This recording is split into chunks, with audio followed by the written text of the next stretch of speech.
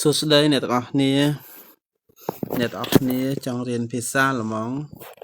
អ្នកទាំងអស់គ្នាអាចរៀនជាមួយនឹងខ្ញុំបានបាទនេះគ្រាន់តែជាការបង្រៀនត្រួសសម្រាប់ការបង្រៀនលម្អិតបងប្អូនអាចរៀនជាមួយនឹងខ្ញុំបាទផ្ទាល់អ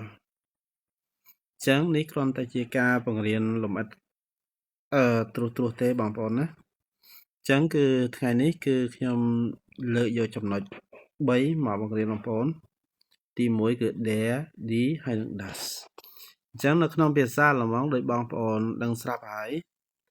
there die ហើយនិង das ហ្នឹងគឺវាចាំបាច់ណាស់ក្នុងការប្រើប្រាស់ណាបងប្អូនអញ្ចឹងគឺ there យើងត្រូវសម្គាល់ថាវាជាភេទប្រុសណាជា article សម្រាប់ភេទប្រុសអញ្ចឹងប្រុសបាទដល់ពេល die គឺជា article សម្រាប់ភេទស្រីនឹងអញ្ចឹងហេតុអីបានមានប្រុសមានស្រីបងប្អូនអញ្ចឹងនៅរាល់ពាក្យនៃភាសាអាល្លឺម៉ង់ជានាមគឺតែងតែមានភេទប្រុសភេទស្រីហើយនិងភេទមួយទៀតគឺ das អភេទណាបងប្អូនអភេទបាទអភេទហ្នឹងគឺដូចជាមើលការឧទាហរណ៍ខាងក្នុងនេះបងប្អូនណាឃើញទេទី1ភេទប្រុសភាសាអាល្លឺម៉ង់គេថាmasculinum ប៉ុននេះគឺបកជាភាសាអង់គ្លេសទេបងប្អូនណា masculine ត្រូវគេភាសាអាល្លឺម៉ង់ masculine feminine ហើយនិង neutral នោះគឺអភេទណាអញ្ចឹង der Mann បកប្រែថាបុរសអញ្ចឹង article នេះគឺភេទ der មួយទៀតគឺ die Frau គឺជាស្ត្រីណាបងប្អូន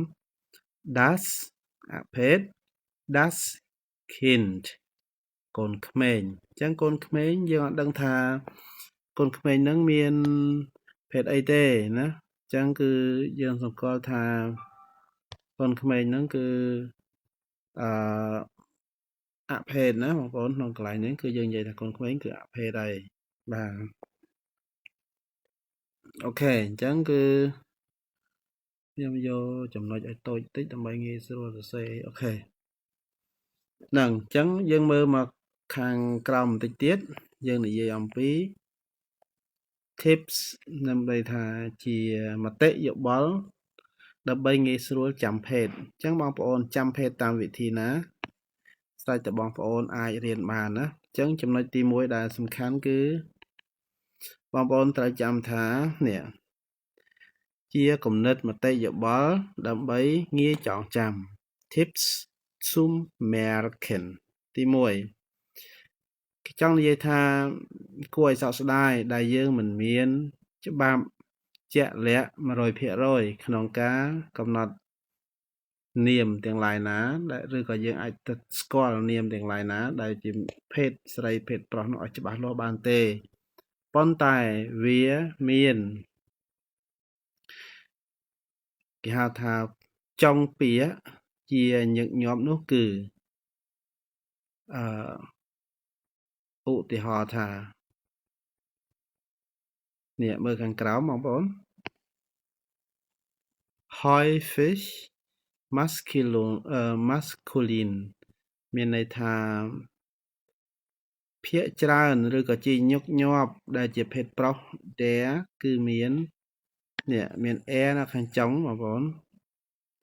ឧទាហរណ៍ der Lehrer der Computer der Arbeiter អីចឹងទៅណាបងប្អូនហ្នឹងហើយអញ្ចឹងបងប្អូនអាចសម្គាល់លើកន្លែងហ្នឹងបានណាអូខេមួយទៀតសម្រាប់ថ្ងៃឬក៏ខែឬក៏រដូវក៏មានភេទប្រុសដែរបងប្អូន der Tag der Monate die Jahreszeiten អញ្ចឹងវាសិតតែជាកន្លែងនេះគឺចង់មានន័យថាគេនិយាយជាពហុវចនៈទេបងប្អូនណាសំទោស die Tage die Monate die Jahreszeiten ចឹងគឺសម្រាប់ថ្ងៃសម្រាប់ខែសម្រាប់ឆ្នាំរដូវណាបងប្អូនចឹង der Montag គឺមានភេទ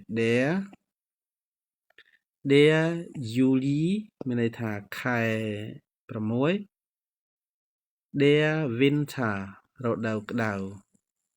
ចឹងរដូវក្តៅមានភេទរដូវក្តៅបងប្អូនសុំទោសរដូវរងាណាចឹងភេទរបស់វាគឺភេទប្រុសណា der